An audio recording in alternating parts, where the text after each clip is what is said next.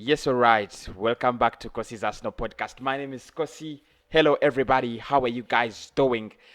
3-1 was the final score. Arsenal beating Olympiakos. What a game. You know what, lads? This is a game that got me fuming at different stages and screaming at very, very different stages. I thought we started off well. We started off on point. We lost the focus. We made mistakes.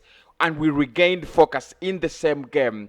I'm going to give a lot of credit to the lads, but smash the like button, people, and get in your subscriptions if you feel this is an important win. Because for me, I think 3-1 away in Greece means literally means Arsenal is through to the quarter-finals of the Europa League, and that is what we're going to be discussing right about now. Are we through? What was our performance? Who was your man of the match, by the way? Because this is where I want to get your thoughts and about the game. Who was your man of the match? I think mine was Martin Odegaard.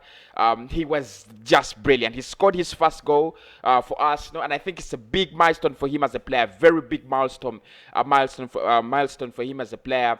But for me, it really makes much more sense when Mikel Arteta puts off Thomas Partey and then brings on Dani Ceballos, and he makes a mistake, and I'm fuming. And then in the next 3-5 minutes, Arsenal turn things around, and it's a beautiful win. I think that has been my key moment in the game. Ceballos comes on, makes a mistake, we concede an equalizer, and I am fuming, and everybody out there is fuming, and then 10 minutes later, it is 3-1, and everybody's like, Mikel Arteta got it right. But let us first see how he set up his team. Today, he started with Ban Leno, Gabriel Magalhaes, David Louis, another centre-back pairing that comes back in play after so long. And this is still a problem. We need to get a centre-back partnership. Hector Bellerin and Kian Tierney played onto the flanks. Granit Xhaka and Thomas Partey were in midfield. In front of them was Martin Odegaard. Willian Saka played on the flanks, and Pierre-Emerick Aubameyang played as the only striker in a 4-2-3-1 formation, which I think was brilliantly exploited and explored. I think we played Olympiakos very, very well. The only problem, and I always say this, is mistakes, individual mistakes. These have to stop. Arsenal has to get a way to stop these individual mistakes. Over the weekend, Granit Xhaka gives away the ball free, cheaply, and then we concede. And now Dani Ceballos again gives the ball, the ball very, very cheaply, and then we concede an equalizer. A game that was a game changer for me, because I think that is when Olympiakos got a chance to play good football. They tried to get to get more goals in the game. They tried to do everything after this game. It raised their confidence, and I thought that was a turning point in the game. But I want to give a lot of credit, one, to Martin Odegaard. I think his performance today has been absolutely, and I don't know, but it's been so brilliant. He's been so good. Of course, leave alone the goal, but the way he was playing, linking up play. And remember, I said in the match preview that if there is a player that is important in this game, it was going to be Martin Odegaard, because for Olympiakos, they have to play, they have to play defensive game. They have to play a low block. They don't have the quality to play against Arsenal. And I think you saw that they were playing on the counter-attack. They were playing, a defensive game, sit back and hit Arsenal on the break. That is all they had to do. Now, Martin Odegaard was supposed to unlock the defense of Olympiakos, and I think he did it on a couple of occasions. I think we just failed to put away our chances. If we had put away chances, probably it would have been a different result. And I think Odegaard has been extremely good. Gabriel Magalhaes, what a header.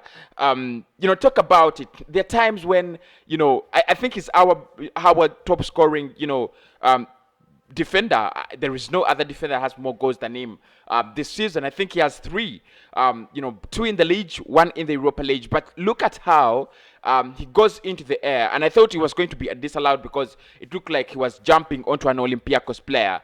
But actually, he comes from afar and then he jumps and then he has less contact with the Olympiakos player. And I thought it would have been, very unfair if that goal had been given away. If it had been disallowed, I think, it would have been very, very unfair to him. But I give him a lot of credit, and the way the defensive discipline he kept with David Louis, whenever Olympiakos, kept on pressing us on the break. I thought it was very, very brilliant. And then Muhammad El Neni, one of the substitutions I didn't agree with, and I have to say this, I didn't agree with Muhammad El Neni coming on the pitch. I thought, Mikel Arteta was making a mistake, and I was fuming because literally it was, 2-1. And I wanted to see us, play more good, more attacking football. I wanted to see Gabriel Martinelli. I wanted to see Emile Smith-Rowe. I wanted to see Pepe on the pitch. I wanted to see Alexander Lacazette on the pitch. I thought at 1-1, I thought we had the potential to beat Olympiakos because all we were doing was just being a little bit, predictable, not sharp enough. I thought if we had sharpened up, we would actually, have a better result. And when he brought in Muhammad El Neni, I was fuming. I was disappointed. But what a cracker! And this is not the first time this season he scored such a beauty in the Europa League. You remember, we have already seen the best of his shots in the Europa League before. Another one. Of course, there is one that he banged, he did bang against Barcelona, and it is trending. And it was a decent shot, very, very decent shot. But at the end of it all, I think we've got to give a lot of credit to Mikel Arteta.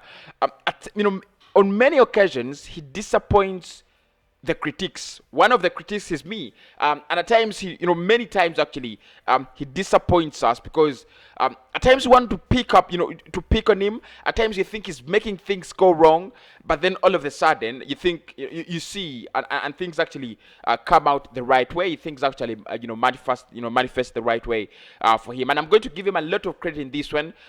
First and foremost, I think the team he started with was on spot: Granit Xhaka, Thomas Partey, and Martin Odegaard.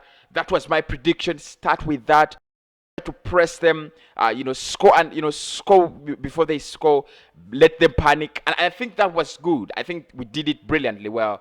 And his substitutions, however much one of them cost us a goal, I think they were well planned or they were effective. I don't want to say they were well planned because I don't know whether he planned them, but they were effective. Muhammad El Neni, Dani Ceballos, Emile Smith-Rowe. I loved Emile Smith-Rowe when he came in, and I think it was all about the brilliance of the manager. There is no other reason we can actually give for Arsenal's triumph today against Olympiakos, and he must be very glad. He must be very, very happy with the boys. It's a performance that I thought we would never see, but we saw it in Greece, and for me this means we are literally through. Martin Odegaard, what a talent, but what a performance today.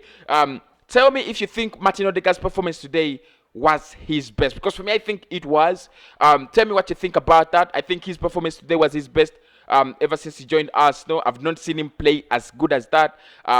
What a goal, but what a performance. Bukayo Saka was a little bit silent in this one. Of course, I don't expect him to shine all over the game or all over the season. That is okay, as long as we can get the win, as long as we can get the 3 points, as long as we can get the vision to the quarterfinals. So now the biggest job we have to do is keep discipline at the Emirates Stadium.